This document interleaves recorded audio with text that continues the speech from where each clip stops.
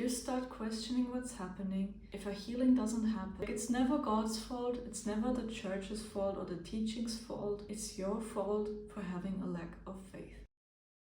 Okay, I'm just gonna start this video. I'm literally so nervous to record this. If you already know me from my Instagram or somewhere else, you know that I was in a cult for a few years. So I just wanted to have like a place where all of my story is in one piece and people can just follow it if they are curious and want to watch it. So one thing you need to know about me, I was always very shy. Like as a kid, I was really shy.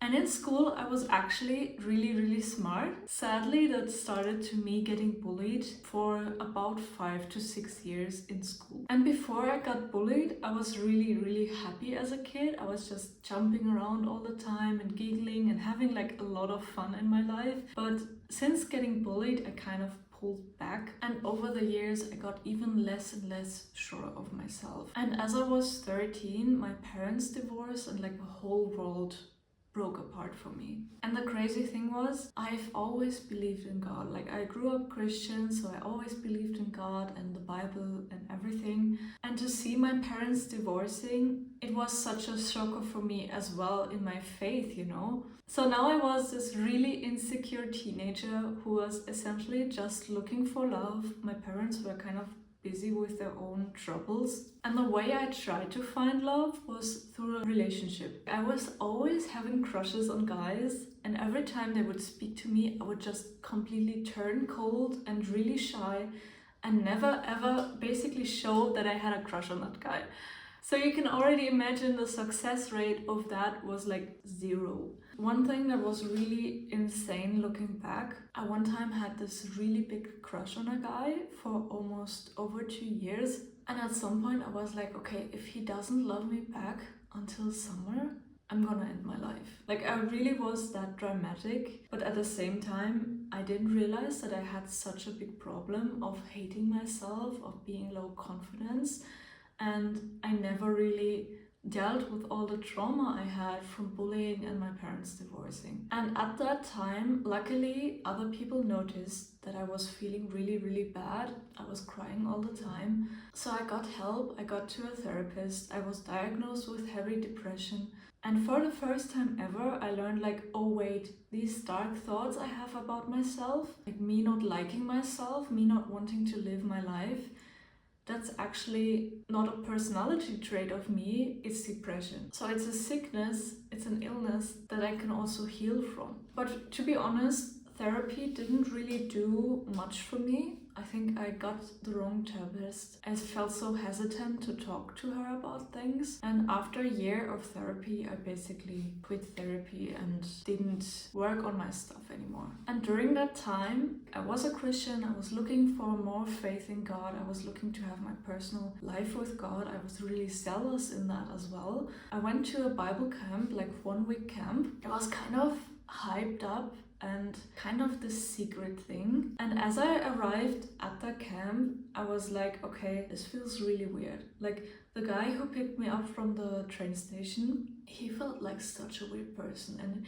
essentially I had this intuitive feeling of I need to leave now. I didn't listen to that intuitive feeling, and I went to the Bible camp, and there essentially there was like a big thing on hearing God's voice, spending time in prayer, and like discipleship, which is essentially that you follow God and you do what God tells you personally for your life. So I was like really hyped up at the camp. I felt like, oh my God, this is it. This is like the best way to live. And they also had like a half-year Bible school. And then one time in prayer, I basically heard a voice in my mind. I thought it was God at the time that said like I should go to this Bible school and I should go to this Bible school this year. But at the time I was still in school, you know, so like I was 1 year before doing my high school diploma. In Germany it's called Abitur, and I was about to be the best in my class, you know, like I was so good in school. But then as I heard this voice in my mind say that to me, it was basically like, oh, do I have to lay that down now? Like, am I idolizing that goal and making it more important than God? So maybe I should actually go to that Bible school. And I was so sure that I heard God. Nobody really checked this for me or like helped me like discern, is this really God's voice or not, I somehow convinced my parents that they would let me go to the Bible school. And I quit school 1 year before doing my Abitur and basically forfeiting any chance of ever going to college. And the thing was, that kind of gave me a sense of pride, because I knew like, oh, I'm such a good disciple of God. I'm such a good follower of Jesus, you know, because I'm truly giving my life and giving like all of the things that are important to me to God. And as I was in the Bible school, like there were definitely some good things there that I really appreciate looking back, but there were also like some bad things. Unhealthy leadership, for example, or just teaching that wasn't as solid and wasn't healthy for people. So essentially what part of the people believed there was like that you can hear God's voice, that God is basically speaking to everyone who believes in him and who wants to hear him in their mind. And the only way they had to check that voice was with the Bible. So if it agrees with the Bible, it's God. But the thing is, you can make so many arguments about the Bible or argue from the Bible about something without it aligning with God's heart, without it aligning with love, peace, and joy, and all of that. So if someone already has a twisted image of God, they will also hear a twisted voice of God, essentially. And they can still argue from the Bible that this is God's voice. So in that Bible school, I met a group of people who were from a church nearby, like 10 kilometers away. And they essentially believed all of that to the extreme. Like they were like 20 times more extreme than a Bible school. And I was really hyped up by that. I was like, okay, I want to be the best disciple of Jesus in my life. Like I was so zealous. And they were also part of like a charismatic group of Christianity, which are kind of the people who are more expressive, who believe in miracles and all of that. So I was really pulled to that because I come from a small village where you had nothing of that, you know? Like you had one church and that was kind of boring church. So after the Bible school, I moved to that city where this church was, and I started to go to this church every Sunday and multiple times a week sometimes. And this church was once like a regular charismatic church where people kind of just... But I think a few years before I joined, it got some new leadership. Got a pastor from the US, some other lead pastors stepping in, and they were extremely radical. They were like closely associated with a group called the Last Reformation, which is like very end times focused, very missionary focused, and essentially tells you that the only purpose in life as a Christian is to go out and missionize everyone and heal the sick, and if those healings don't happen, then it's your fault because you didn't have faith enough in God to heal the sick. So already like a very toxic teaching when you hear about it like that. But at the time I was like so hyped about all of these things, and at the core I just wanted to get closer to God, and I wanted to please God, and I wanted to live a really amazing life with God. And the thing was, I never really checked in my mind, oh, is this actually accurate? Is this sensible? Is this healthy for me? I just like, as soon as someone seemed legit to me because they basically knew how to hear God's voice or something like that, I believed them. Like I didn't check the things they said to me. I didn't check with how well they sit with me, if they are harmful or good for me. I just believed it. So I had no essential fail-safe or no way to protect myself, because I had like literally foregone all self-protection and was like, okay, if it's God or like my belief about what is God, I would do anything that voice in my mind told me to do, even if they were harmful things. I would do anything the pastors would tell me to do or like would preach in their sermons, even if they were harmful for me. And the thing is, that church really believed a lot of harmful things,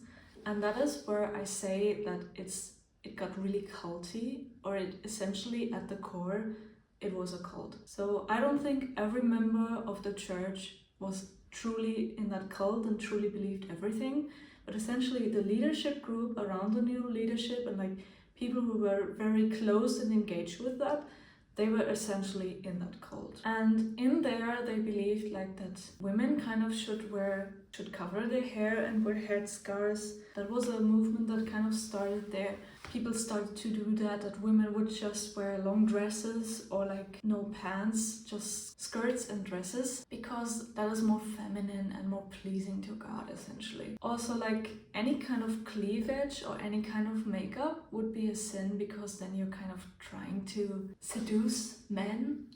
So you were called to dress like really properly as a woman, and if you didn't do that, the men would call you out, like leadership would call you out, and it felt like so shit when that happened. Then they didn't really believe in medicine. They essentially had an argument where like you could either pray to God and have faith and get healed, and like if you truly have faith, you will get healed.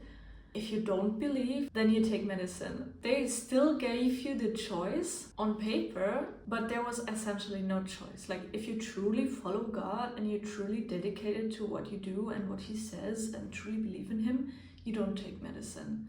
Like you just pray that your headache goes away, that your sickness goes away, and that God divinely protects you instead of taking medicine or getting vaccinated. So also with COVID, like at the time COVID hit, they would completely reject all of the things. They completely rejected the vaccine, and not from like a sensible standpoint of like, hey, I just don't want to take anything that hasn't been tested thoroughly. But they, like the pastor essentially got a prophetic revelation that if you take the COVID vaccine, you will get demons. And sometimes they would say like, oh, COVID is the world ending, it's the beginning of the end of the world. And other times they would say like, it's just a test for us Christians. And it was all very confusing, like the whole COVID policy was extremely toxic. Then of course they didn't believe you were able to have sex outside of marriage, like that was a big sin. But you also weren't even able to kiss the person you dated, to kiss your boyfriend or girlfriend. Like you should save your kiss until the day you get married. And they didn't even believe that you could go on a date alone. Like you should have a dating chaperone that goes with you on your date and basically sits close by and basically makes sure that your date is holy and you don't do any improper stuff. Then when people got married, they were encouraged, or they were basically made to believe that contraception, any kind of contraception, is a sin. So like even if you just use a condom because you say, hey, we're not yet ready for kids, we just want to build a marriage, we want to build a life, that's a sin. Because the reasoning with that was like, you're not trusting God that He will give you the kids you should have and at the time you should have it. So people, like women got pregnant left and right.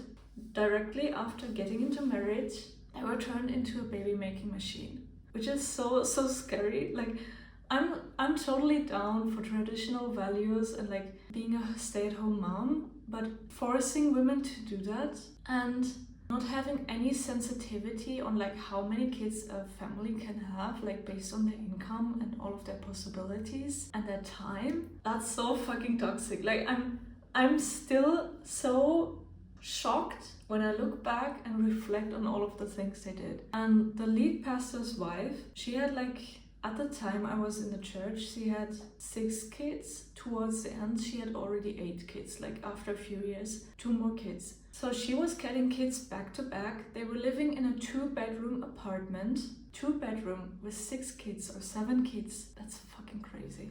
And they didn't really have the money to give their kids a good life. And then their whole life was essentially about living for God, doing His will, and like going out on the street and preaching. And they would like preach about hell and preach about returning to Jesus and like repent for your sins. Like they would scream after people like, you're going to hell if you don't repent, which is such an evil way to communicate the gospel. And I would say like the heart of the gospel is not even in it anymore. And the kids were with them when they preached on the street like that. Like so crazy. Like little kids thinking that it's okay to talk to other people like that, or also seeing that for themselves. And that pastor's woman, like she was getting kids back to back. Her hair was getting gray at 35 or 37. Her teeth were falling out, like she had multiple missing teeth, and like really bad health because the pregnancies just pulled all of her vitamins and nutrients that she needed for her own body out of her. And of course, they didn't either have money to go to the doctor, but they also believed that they weren't allowed to go to the doctor. Another thing was, this church basically believed in healings, they believed in exorcising out demons, they believed in miracles, they believed in living by faith, which is essentially that you don't have a job, you trust God to provide money for you. And if you do that in the way that the church teaches that, you're basically scraping by. You're basically below the poverty line, because some weeks you don't have anything to eat. Some weeks you don't have anywhere to live. Some weeks you don't have electricity or anything to really have a good life, to have a safe life, to feel safe as a person. And if you don't feel safe in those moments, which is completely understandable, it would be made into, well, you're not really trusting God. You're not really believing God that He will take care of you. This is a test from Him and you're failing that test right now. So at the time, I didn't have a job. I was doing like some private studies in an art school. So my father was paying for the rent of that room, but I didn't have any money for food, you know? And I wasn't allowed to ask other people for help, because that would be distrusting God. So I had times where I was like going hungry, where I didn't have for 1 or 2 weeks any food, and was basically starving because I couldn't buy myself food, you know? I didn't have any money, and I wasn't allowed to ask other people for help, because all of that would have been a distrust in God. And this was essentially the biggest sin. Like, if you start questioning what's happening, if you kind of try to take care of yourself, or if you get a prophetic word and it doesn't happen, if a healing doesn't happen, if an exorcism doesn't really work the way it should have, that's all your fault. Like, it's never God's fault, it's never the church's fault or the teaching's fault, it's your fault for having a lack of faith. And if you have that mindset, you are unable to question things. And it took a lot of stuff happening to really get myself out there. So because I was unable to question things, I was so locked in and brainwashed that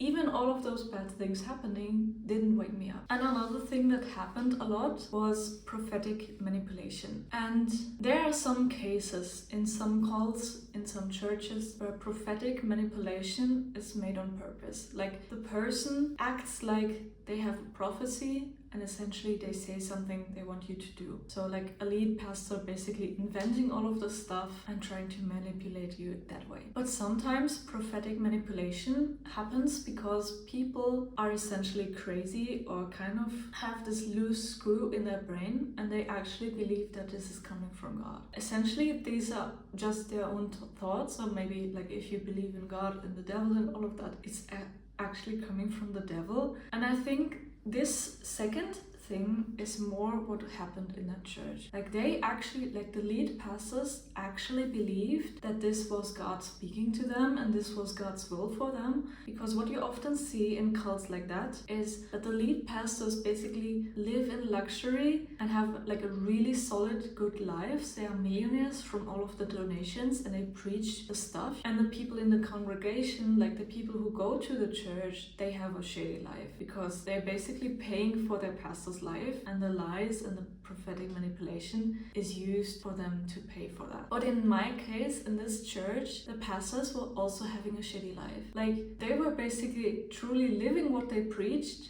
Only thing was, they preached something so incredibly toxic that it also ruined their own lives. But I think they were so locked in and so brainwashed themselves, also like from this group that they followed, and essentially the prophetic words they always got in their mind. Like, if you constantly think like God is talking to you day and night, and you take everything that voice says at face value, that voice will turn more and more into a voice that tells you crazier things, tells you more outrageous things, tells you like really harmful things. If you already believe that, then that gets added to your belief, and then from that belief pool, the voice can tell you even more outrageous things. So at first, like it was with me, I left high school to go to that Bible school. Like, that was maybe a challenging belief, but it was something I would take from that voice essentially, you know? know, it was something harmful that I would take. And later, after being in the cult for a few years, I would also believe that God wanted me to starve. God wanted me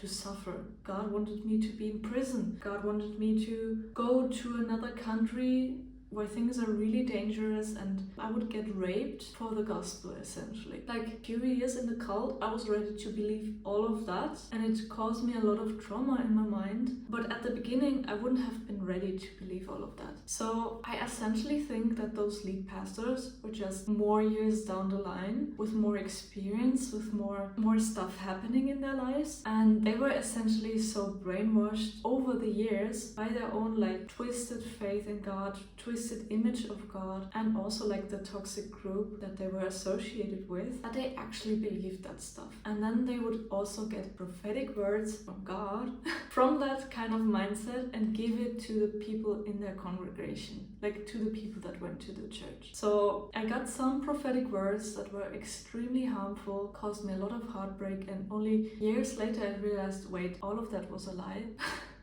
Which was so crazy because I really idolized and really loved those pastors. I kind of considered them to be part of my family and some like people I really looked up to. So when they got a prophetic word for me, that was worth a lot for me. Like that was a source of joy for me at the time, because like, oh my God, God is speaking to me through those amazing pastors. That was essentially my mindset on it. And I never checked it, like I never had any discernment concerning it. And now the next topic we come to is exorcisms. In that church, they believe that people have demons, and demons cause you to sin. Demons cause you to have less faith in God and all of that. And they would exorcise out those demons by forcibly screaming at the person, by kind of laying their hands onto them and praying and all of that, and then screaming at the demon to get out. And the persons, like people would often shake, they would vomit, they would fall to the floor, but also because that was kind of the culture of what demons exorcism looked like. People would scream and all of that. So they would do that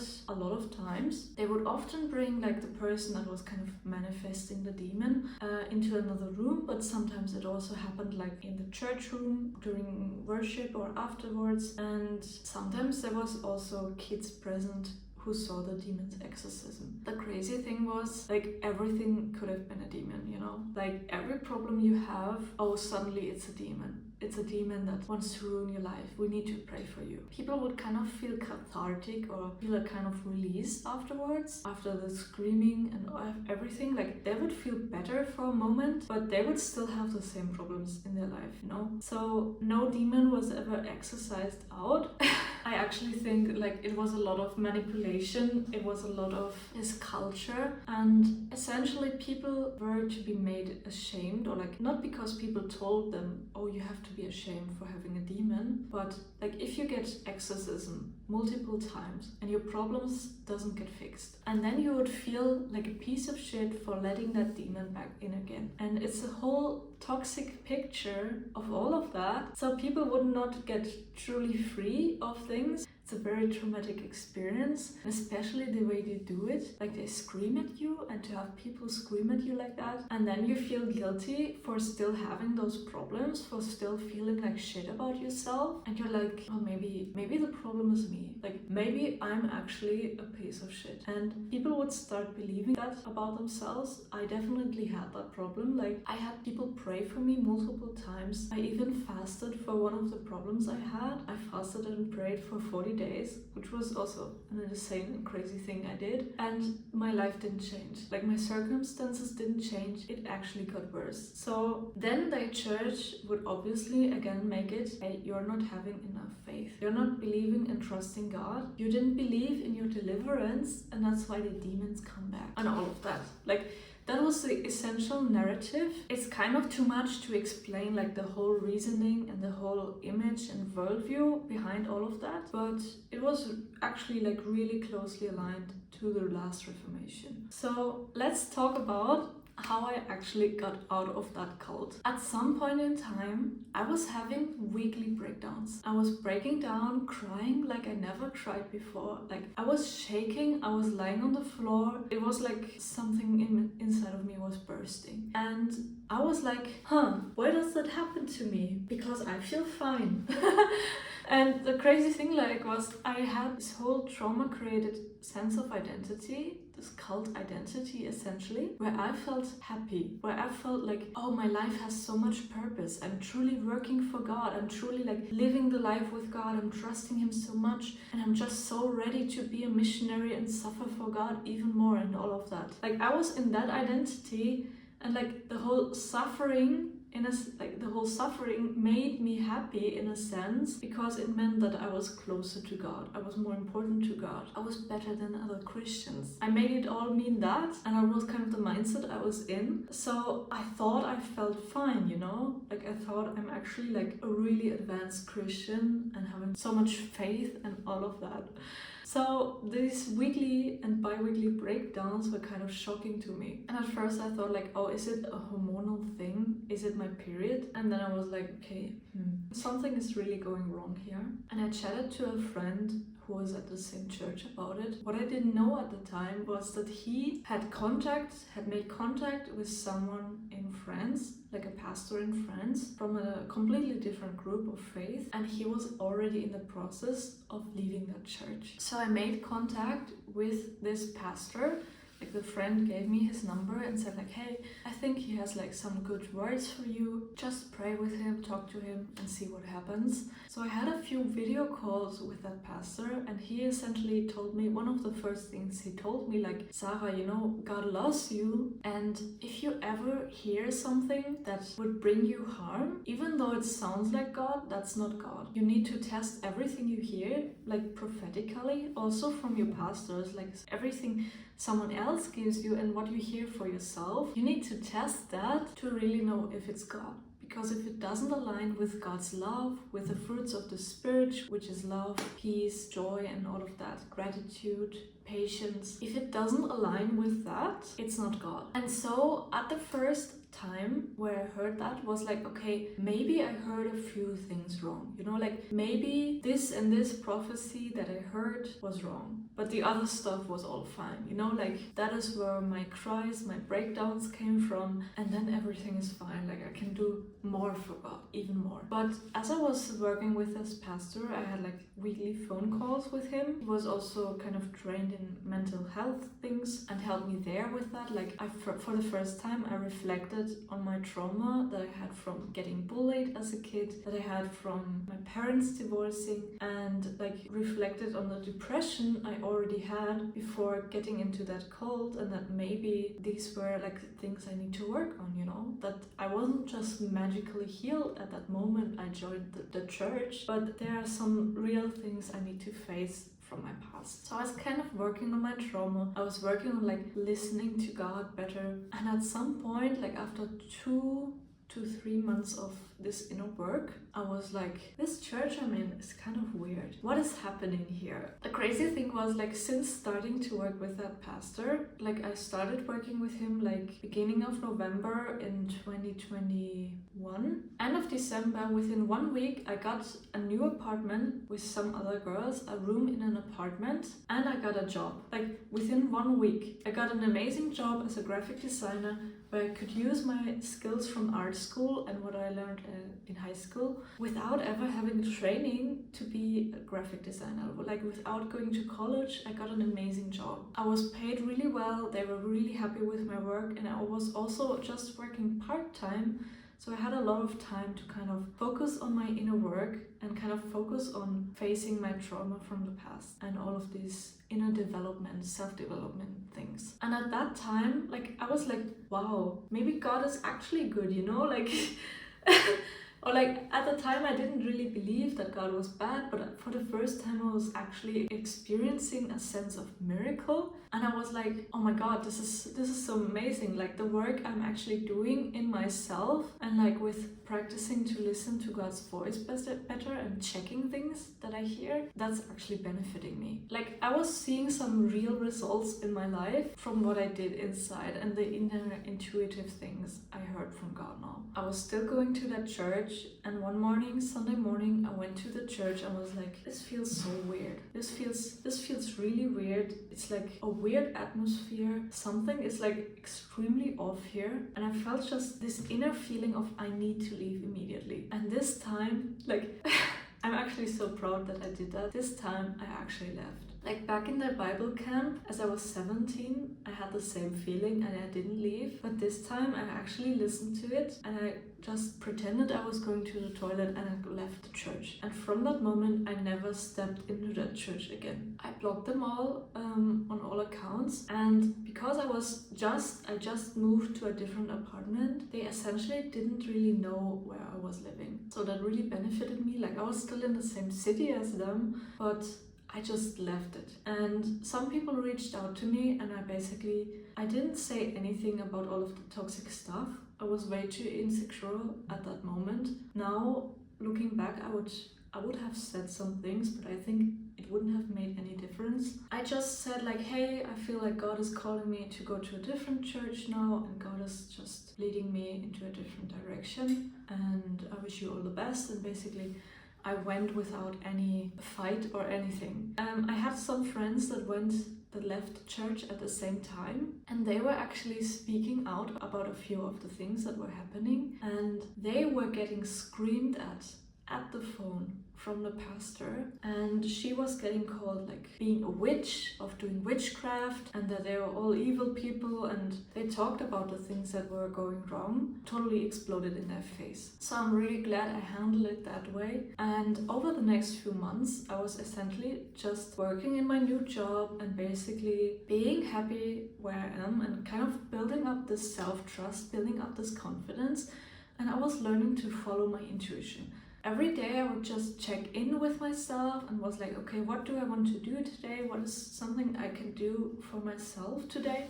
Something nice I can do for myself? And I was just doing that. And very often when I did things like that, I experienced a lot of good things. Like I started to have like very random coincidences that kind of benefited me. So for example, I would go to a restaurant, like I felt, oh, I should go to that restaurant today and just take myself out for dinner. And I would go there and they had like a special offer only for like Monday evening where you could get something for cheaper or something like that. I would just meet the right people by following my intuition. I would just be in like this perfect timing, and just working on myself, and I got really, really happy doing that. Like I remember like 6 months after, like I started working with a pastor in November, end of December, beginning of January, I left the church, and about in May or June 2022, like so 6 months after leaving the church, I already felt so much more confidence and at peace with myself and just really, really happy as a person. The thing is, I was still very insecure at the time, or like very not the person I am today. But for the first time in my life, I was getting kind of confident and kind of happy. And I still remember that time as being like really, really precious. Like I was going out to dinner. I was just taking myself on a lot of solo dates, going on the balcony to tan in the sun and all of that stuff. And like I had a really good time. And afterwards, like the following years until now, they were kind of like an up and down thing. I don't know if I'm yet ready to talk about everything that happened. Like putting it really shortly, I realized that I still had a lot of beliefs from that cult about myself, for example. Like I didn't fully love myself, and when some bad things happened in my life, I kind of defaulted back to the cult identity I had. I kind of defaulted back to the self-image I had back then, and back then in the cult I thought I was a monster. I thought I didn't deserve to have anything good in life. So I hadn't yet known how to build up my identity to truly be the person I want to be, and to be that person even when challenges happen, even when hardships happen, and all of that, you know.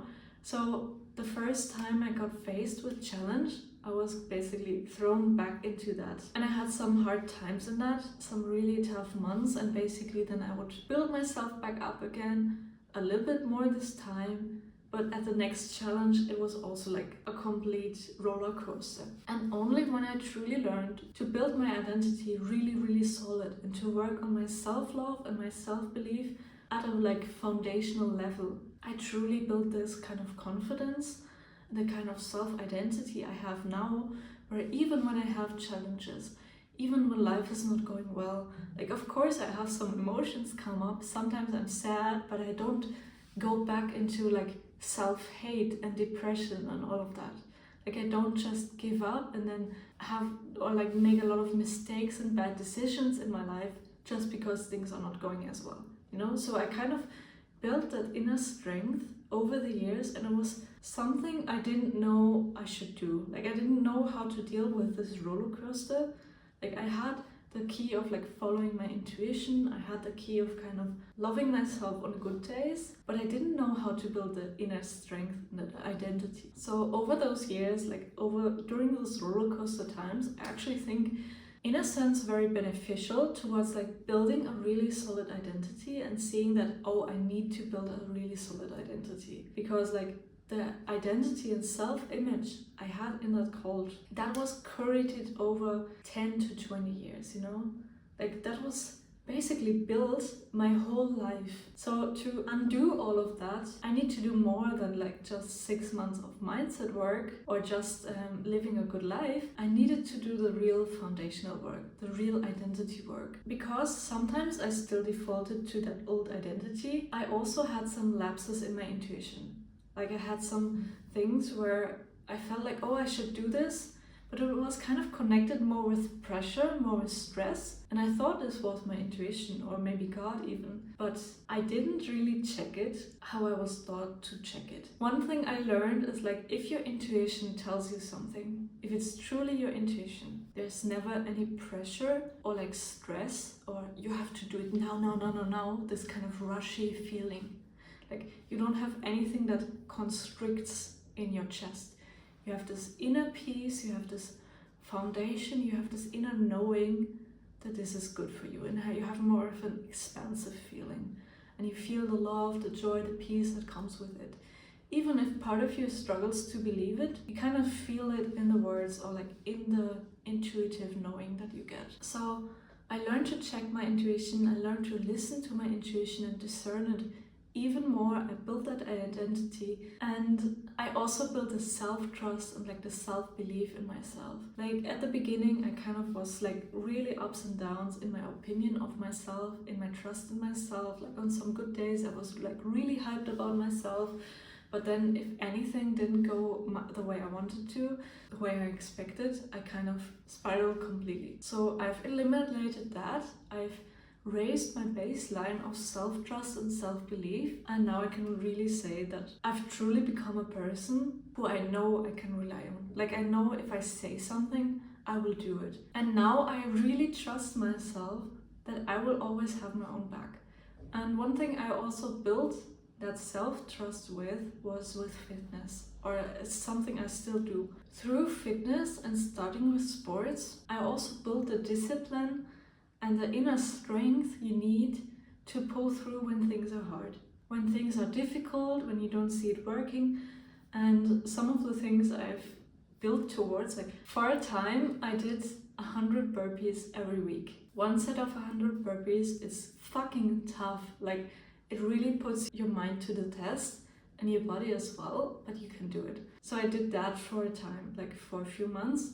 100 burpees every week. And now I'm working like towards doing a 5-minute plank recurring. Like currently I'm like, my max at the plank is like 2 minutes. So I'm working towards that. And like when I'm doing the wall sit or like doing the plank, like my mind really gets exposed, you know? Like all of the thoughts I have about myself, the version of me that just wants to quit, like she's really loud in that moment, and I can catch it and I can kind of control it, because I just push through. I push through even when I'm unmotivated, even when I don't believe I can do it, I still do it, you know, like I build back up my self-belief and I do it. So during the few years afterwards, I also had some struggles with God, with my faith in God. I had a time where I like completely stopped believing in God and essentially turned atheist. And then I had a time afterwards where I was like, okay, but something has to exist. And I was more of a spiritual person, like kind of just believing in the universe and in love and energy. But now I believe in God again. Like I have my personal faith in God and it feels so, so good. Like I don't have any problems reading the Bible anymore. I had a time where I wasn't able to go to church or read the Bible. I would just have breakdowns and cry. And now I'm able to read the Bible, for example. And I'm like, it really actually feels good for me to read the Bible. And also like just in my prayer time with God, I feel like God is really on my side. God is really there to help me, to lift me up. And I'm so, so grateful for that. Because now I'm like more of a team with God instead of Him being over me and telling me what to do and kind of commanding me, you know? And I think like the God I believed in back then in the cult, he was more of a narcissist God in a sense, like a really religious, controlling God, which is not God at all. Like God is truly love, and I'm so, so happy that I now get to experience that love, and I also love myself. I have an amazing relationship. I have like a really beautiful life. I'm just building more of that, more for myself, but also like I really have this mission to help other people do that as well. Like to follow their intuition, to build this self-trust, to build this true solid identity in themselves so they can do anything. And I feel like I'm actually able to achieve that now, and like I have the backing of myself and the backing of God to do that. So essentially this is the whole story of how I got into a cult, what happened inside there, and how I left it. I hope you liked it. Like, of course, this is kind of a traumatic and sad story in some moments. But just leave me a comment below. If you have questions, just put them below in the comments and I will make sure to answer every one of them. And yeah, also, if this is your first time watching my channel and you like what you see, click subscribe and I will see you in my next video. Bye!